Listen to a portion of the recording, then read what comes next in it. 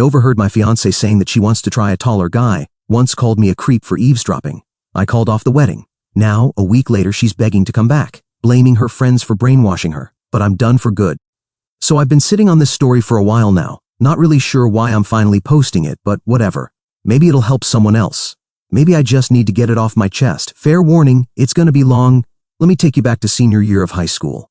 I, 27 male, was this completely average dude. Not popular, not a loser, just kinda existing in that middle zone where most of us live. Wasn't planning on going to prom at all because what's the point? Stand around awkwardly while the cool kids have fun? Hard pass. But my buddy Mike wouldn't shut up about it. Dude, it's our last high school memory. You have to go. So I caved and borrowed my dad's old suit, which was like a size too big in some places and too small in others. Looked like a freaking clown, but whatever. So I'm standing against the wall at prom, pretending to text people on the calculator app, then out of literally nowhere, Jennifer walks up to me. And not just any random Jennifer, the Jennifer. Like smart as hell, cute as hell, somehow both the hot girl and the smart girl, which isn't supposed to happen outside of movies. Wanna dance? She asks me, and I almost spit out my spiked punch. Like, WTF? Girls like her don't talk to guys like me. That's not how high school works. But instead of saying something cool, my dumbass goes, I don't really dance. And she just smiled and said, good. Me neither. Let's not dance together. That right there, that exact moment, something just clicked. We ended up spending the entire night in this corner just talking about everything. Zombie movies. We both were obsessed with the old George Romero ones. How we both secretly hated school dances but came anyway. And how we both got into state but were kinda terrified to go.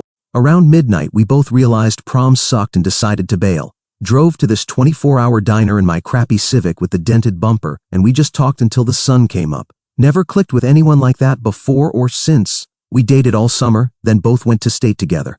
Got an apartment junior year with a couple roommates, watched her crush her MCAT and get into med school. I started at this tech company right after graduation. Life was just happening, you know? Just us moving forward together like it was always supposed to be that way. By the time we hit 27th, we'd been together for nearly a decade. Wild, right? When people would ask, don't you wonder what else is out there? I'd just shrug. Why would I? I got lucky first try. At least that's what I thought.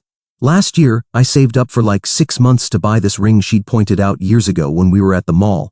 Not even shopping for rings, she just saw it in a window and said, that one's pretty. I remembered. That's the kind of boyfriend-fiancé I was. The kind that remembered shit. When I proposed, she cried so hard she couldn't even say yes for like 5 minutes. Just nodding and sobbing. Set the date for June 2025. Everything was perfect. Fast forward to last month. Her med school friends come over for their monthly hangout. These girls are all kinda IDK, how to put it, bougie. They're all dating these tall finance bros and lawyers. Never really liked them, but they're her friends, so whatever. I was in the backyard setting up this surprise for after they left. Had fairy lights everywhere? Yeah, I know. Super cheesy. Her favorite wine, music playlist ready to go. The whole works. Because I'm just such a thoughtful fiancé. Romantic French guy over here with my stupid fairy lights and wine. I come in through the side door to grab more extension cords when I hear them all laughing super loud in the living room. Wasn't trying to listen in, but then I hear Jennifer's voice clear as day. I just want to know what it's like to sleep with someone taller, you know, just once.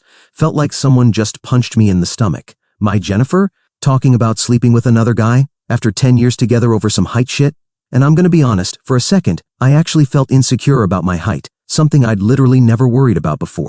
But then I thought, wait, isn't this the same girl who told me 100 times she loved me exactly as I am? The same girl who used to say she fit perfectly against me when we hugged? I thought she loved me, not some arbitrary physical measurement. Then one of her friends, probably Melissa, always hated her fake ass, says, girl, you've only had one guy. He's kinda average. You gotta test drive a tall dude before locking it down. The positions alone. For context, I'm 5 feet 8 inches. Jen's 5 feet 4 inches. They all start cackling like they're at a witch convention or something. Then Jennifer goes, right? I'm just curious. But I don't like to point the height thing in front of Phil. Phil, that's me, the guy who spent a decade loving her and emptied his savings for her dream ring. The guy currently hanging up fairy lights in the backyard for a surprise date. The guy who never once in 10 years made a comment about wanting to try someone hotter or someone with bigger boobs or someone who weighed less. Not even as a joke with my buddies. Not even when I was drunk. Because I actually respected her in our relationship. I just stood there frozen. Didn't know what to do. My first instinct was to walk in there and confront her, but something stopped me. Maybe I was in shock. Maybe some part of me wanted to see how deep this rabbit hole went. So I silently backed away, went to the garage, and just sat in my car staring at nothing. Everything I thought I knew about us suddenly felt like a lie. Instead of confronting her right away, something in me decided to wait, watch, see what she was really up to, and that's when the real shit show began. So the next 2 weeks, I turned into this person I didn't even recognize. Never been the jealous type before, never checked a girl's phone, none of that toxic shit. But suddenly, I'm checking her texts when she's in the shower, looking at her location on our shared app, noticing how she's suddenly working late at the hospital when she never did before. I know. I'm literally describing psycho boyfriend behavior. Trust me, I felt like garbage doing it. But guess what? I was fucking right. Her texts with Melissa, her bestie, the one who suggested test driving a tall dude, were full of screenshots of some local basketball player's Instagram. This guy coaches youth leagues and does charity stuff at the hospital where Jennifer works. Seems like a decent dude, actually, which somehow made it worse. Jennifer's texts were all "he's so hot," and I messaged him about volunteering at the hospital's charity game next week. Oh, volunteering? That's what we're calling it? How noble of you, babe. The worst part was watching her delete text before putting her phone down, changing her passwords, taking extra time getting ready for work events that weren't teed on her calendar before, because nothing says legitimate work event like a new push-up bra and those heels I got her for her birthday. Classy. I know what you're thinking. Why not just end it right there? Evidence is pretty clear, right? But some stupid part of me still wanted to believe there was some explanation, that maybe I was overreacting, that my high school sweetheart, the girl I've loved for a decade, wouldn't actually try to cheat on me. Then came the night that changed everything. She tells me she's got an overnight shift at the hospital, kisses me goodbye like normal, says love you and everything. I'm sitting there on the couch, dying inside, wondering if I'm just being paranoid. But 20 minutes after she leaves, our doorbell camera, which sends alerts to both our phones, shows her getting into Melissa's car wearing a dress I've never seen before. Not scrubs, a fucking dress. At 8 p.m. for a supposed overnight shift. That's when I snapped, got in my car, and followed them. Yeah, I actually followed them like I'm in some shitty detective movie. Judge all you want. I judge myself plenty. They drive to this upscale bar downtown that, according to his Instagram, yeah, I looked him up, sue me, is where basketball coach guy hangs out on Thursdays. What a coincidence. I sat in my car across the street for almost an hour, watching the bar entrance like some stalker. Saw Melissa leave with some guy, not the basketball coach.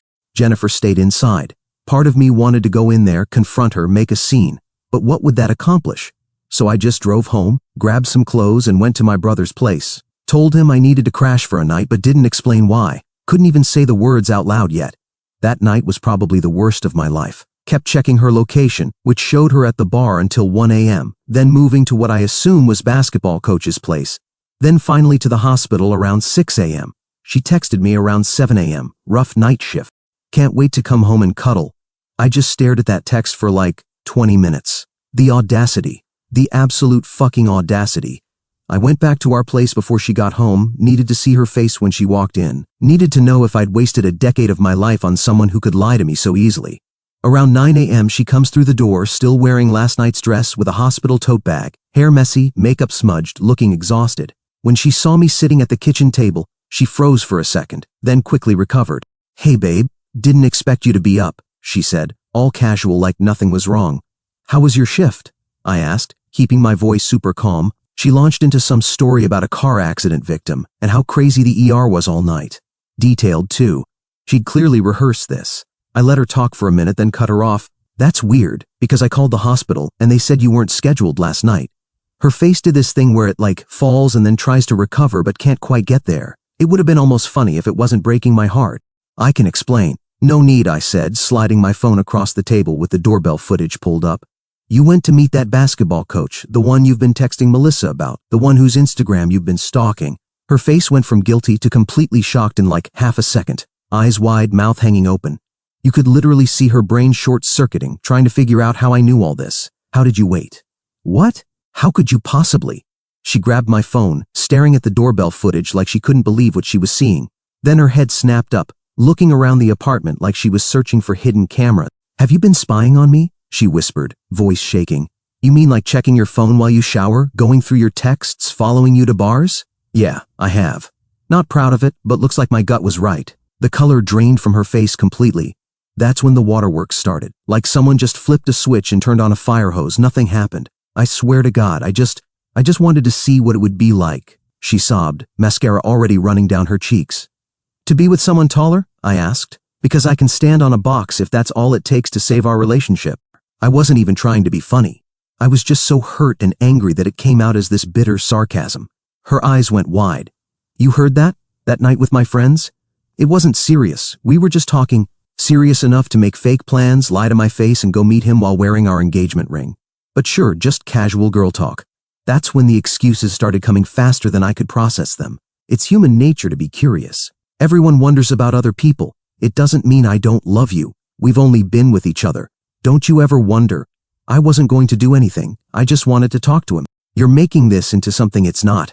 Each excuse felt like another knife in my chest. Because even if she was telling the truth, even if nothing physical happened, she'd gone through so much effort to meet this guy. Multiple lies, fake plans, disrespect, new dress, all while wearing the ring I'd saved up for months to buy her. When I didn't respond to her excuses, she switched to begging, promised she'd never talk to him again, said it was a moment of weakness, swore on her life nothing physical happened. And you know what? I actually believe her on that last part. Not because I trust her, but because from what I saw, basketball coach didn't seem that into her. She was chasing him, not the other way around. But honestly, that almost made it worse. My fiancée wasn't cheating because she fell for someone else. She was actively trying to cheat because she wanted to try a taller model before settling for me. I just looked at her and said, the wedding's off, at least until I figure out what the hell I'm doing next. Her face went white. What do you mean off? Like postponed? I mean off. I don't know if that means postponed or canceled forever. I need time to think about whether I even want to marry someone who'd do this. She collapsed on the floor sobbing, like full-on hysterics, begging me not to leave, saying she'd do anything to fix it. Please don't do this. We can go to counseling. I'll cut off Melissa. I'll never talk to those friends again. It was stupid. I was stupid. I just walked past her, packed a bigger bag, and went back to my brother's place, blocked her number, turned off my location sharing, and that's where things stand right now. 10 years together, 3 months from the wedding, and I'm sleeping on my brother's couch trying to figure out if there's any way to save this or if it's just done. All because my 5 feet 4 inch fiancé wanted to see what it was like to fuck someone taller than 5 feet 8 inches. What a world we live in. Now I'm in my brother's place trying to wrap my mind around what I should do next. Do you think I'm overreacting? Update 1. First off, thanks for all the comments and messages. Didn't expect this shit to blow up like it did. Some of y'all are calling me a doormat for not confronting her immediately. Others are saying I'm the GOAT for how I handled it. Truth is, I don't feel like either. Just feel like a dude whose life got turned upside down. Anyway, let me pick up where I left off. So I'm staying at my brother's place now. For those asking, yeah, he knows the whole story. First person I told everything to, he was pissed. Like, wanted to call Jennifer and go off on her. Had to talk him down from that one. Drama's bad enough without adding more fuel to the fire. The first 3 days at my brother's were just a blur. Jennifer was blowing up my phone, like 30 plus calls and probably 100 texts. I didn't read all of them, but I would check them occasionally to make sure there wasn't anything I actually needed to know about, like apartment stuff or whatever. The messages were mix of, please call me, we need to talk, to nothing happened, I swear, to you're overreacting, to fine, be that way. Classic stages of getting caught, I guess. Meanwhile, I was just trying to figure out what to do next. Cancel the venue? Tell our families? Move out? It's amazing how breaking up when you're 27 is way more complicated than when you're 18. We had a whole life built together.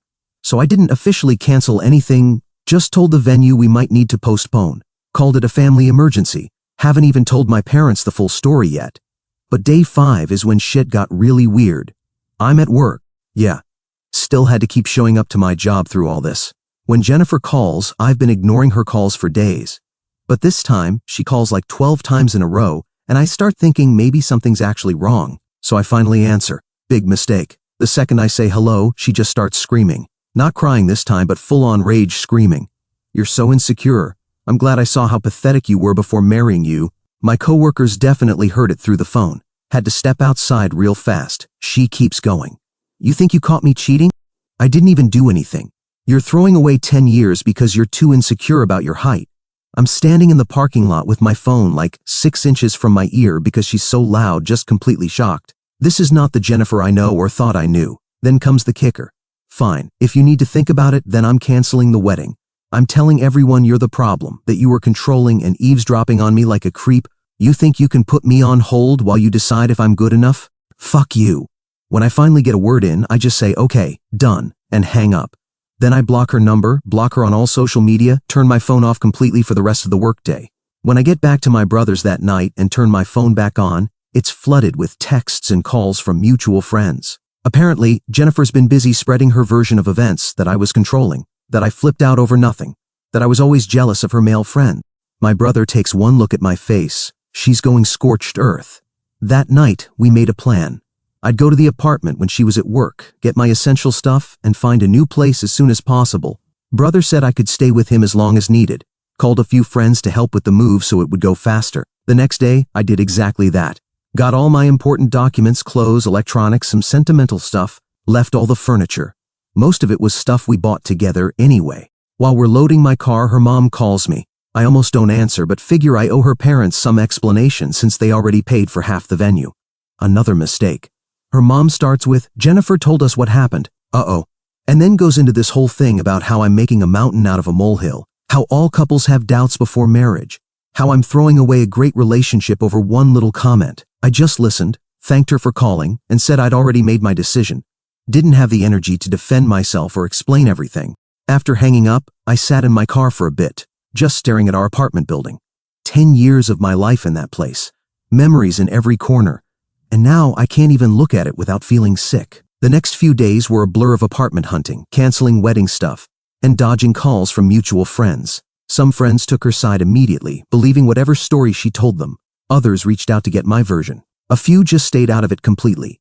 Then one random day, I remember because it was a Saturday and I was helping my brother clean his gutters, thrilling weekend activities when your life falls apart.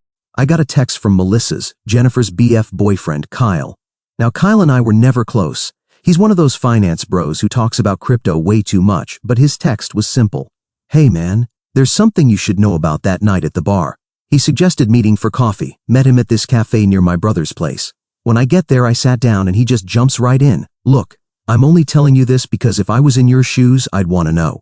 And because, honestly, what Jennifer and Melissa did was fucked up. Turns out Kyle is actually friends with basketball coach Guy. His real name is Derek, and apparently, he coaches Kyle's little brother's team. Small world, right?" Kyle starts telling me about the night Jennifer and Melissa went to the bar. Says he only found out because Derek mentioned it to him later, all casual, like, "Hey, your girlfriend brought her friend to meet me the other night. What was that about?" According to Kyle, the whole thing was planned, not just Jennifer going to meet him, but this whole operation where Melissa would introduce Jennifer to Derek, talk her up as this hot doctor, make it seem like Jennifer was single and interested. This wasn't some random, "oh, I'll see if he's at the bar" situation. This was premeditated. Melissa had texted Derek earlier that week saying she had a cute friend she wanted him to meet. But here's the thing. Derek barely gave Jennifer the time of day. Kyle is laughing as he tells me this part. Dude was surrounded by these tall model-type girls who were all over him. He talked to Jennifer for maybe 2 minutes before some Lakers cheerleader showed up, and he completely forgot about her. Not gonna lie.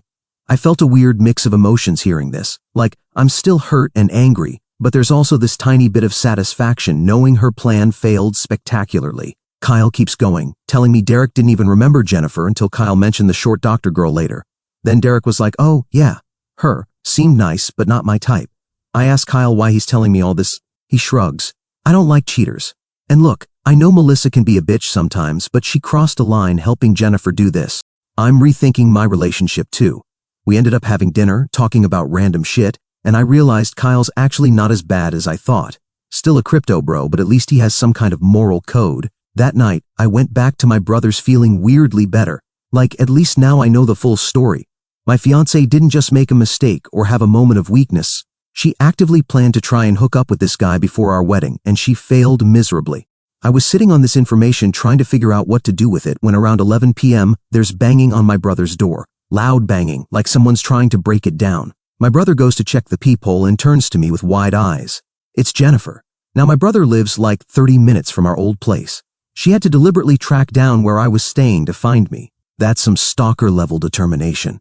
The banging continues, and now she's yelling my name through the door. My brother's like, "Want me to tell her to fuck off?" But I decided I should handle this myself. One final confrontation. I open the door and holy shit, she's a mess. Her face is all puffy from crying, hair looking like she just got out of bed.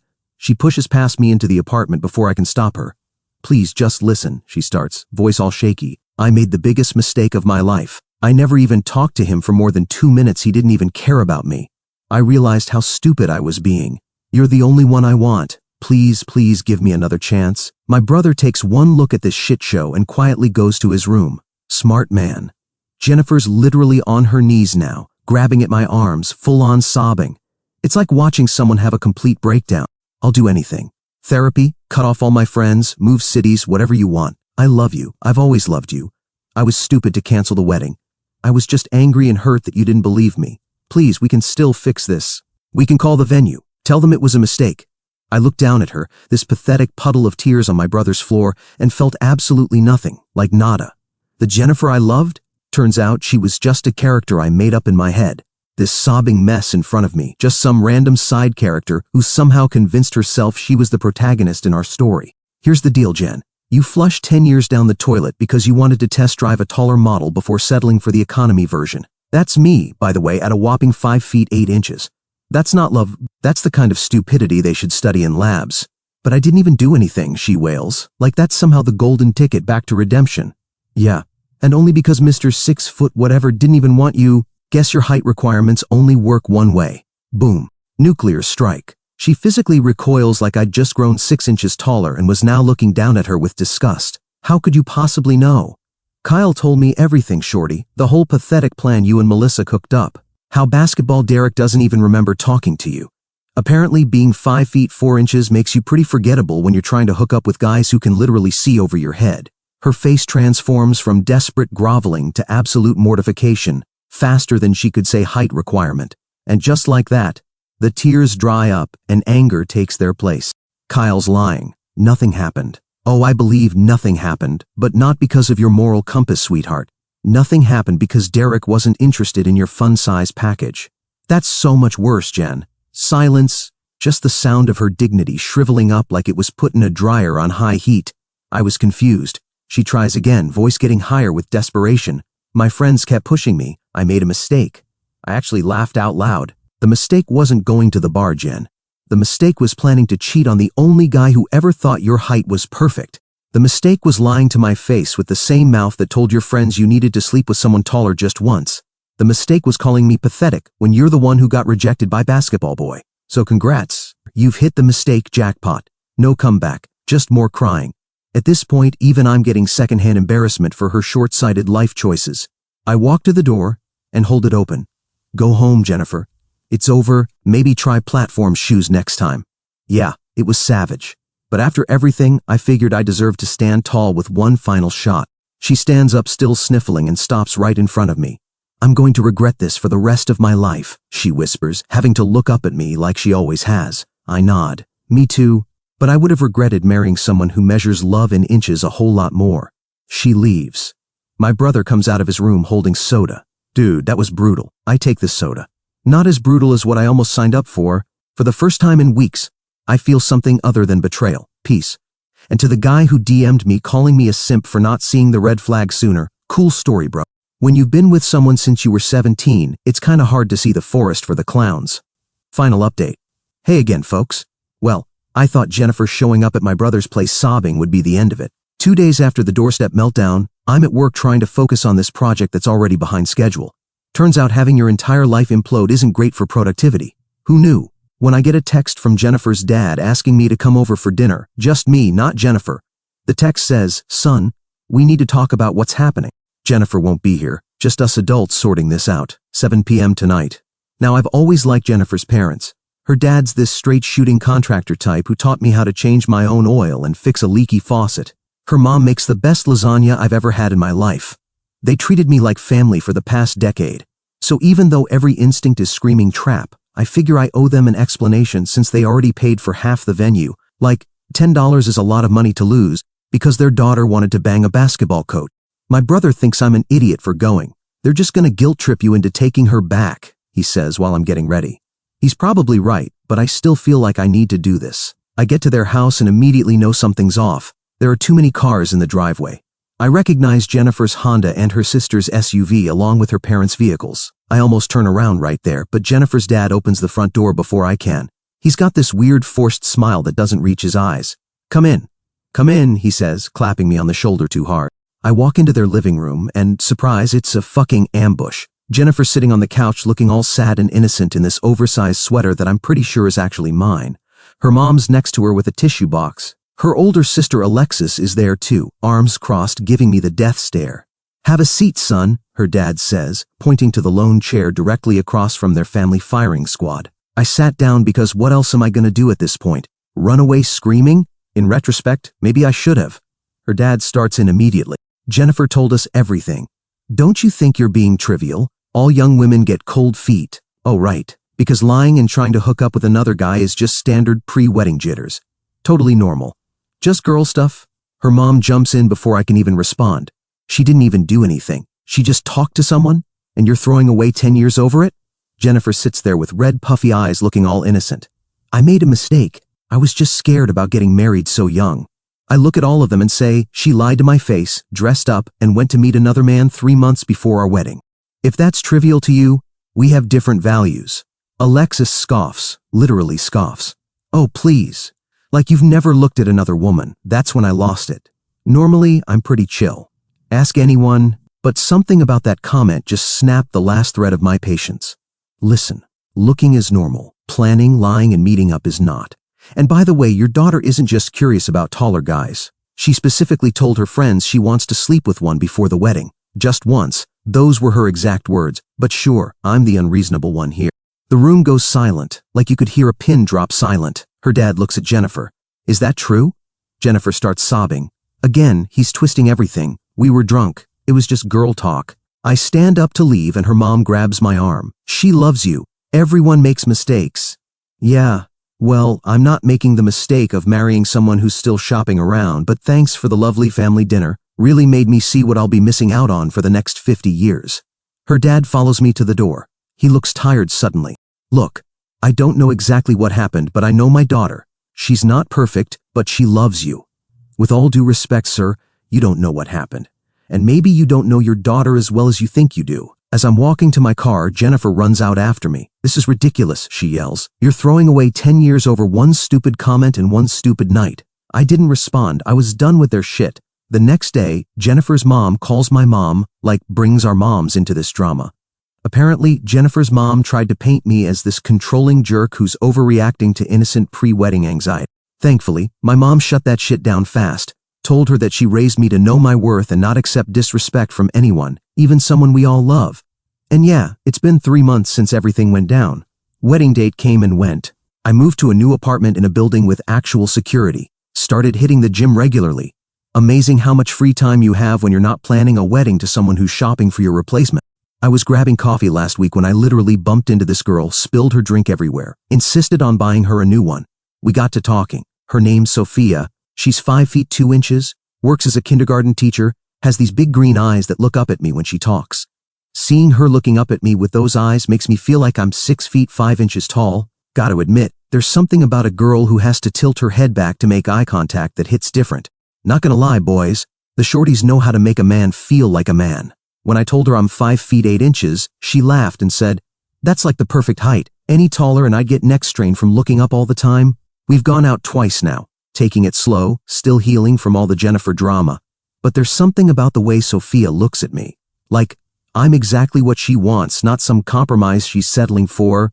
Jennifer still tries to contact me sometimes. New numbers, fake social accounts, mutual friends. Last week, she sent a letter to my parents' house saying she's in therapy and working through her issues. Too bad there's no therapy for having trash character. I realize now that the problem wasn't my height or anything about me. It was that Jennifer never really grew up. Still had that high school mentality where the basketball player is automatically better than the regular guy. Sophia doesn't care about that superficial crap. She cares that I listen when she talks, that I remember her coffee order, that I make her laugh. Sometimes I think about how close I came to marrying someone who saw me as the safe option while she secretly wanted something else. All those wasted years. But then Sophia texts me something funny or sends a selfie where she's clearly standing on her tiptoes to look taller. And I think maybe everything worked out exactly the way it was supposed to. For any guys reading this who are worried about not being tall enough, here's some sage advice from a dude who survived the height wars. The right woman won't measure your worth with a fucking tape measure. While my ex was busy fantasizing about NBA players, my new girl is too busy appreciating the fact that I actually listen when she talks and don't treat her like a backup plan. Shocking concept, I know. Turns out having a personality and treating women with respect goes further than being able to reach the top shelf without a step stool. Who would have thought? So maybe stop obsessing over those extra inches you wish you had and work on not being a complete dick instead. Trust me, it's a better investment strategy than elevator shoes. Plus, don't go too hard on those gym gains either, lol. And Jennifer? Last I heard, basketball coach Derek is dating some 6-foot model now. Guess being 5 feet 4 inches wasn't quite what he was looking for either. Karma's a bitch. Edit. Wow. This blew up way more than I expected. Thanks for all the awards and supportive comments. For those asking for an update on Sophia, we're taking things slow, but it's going well.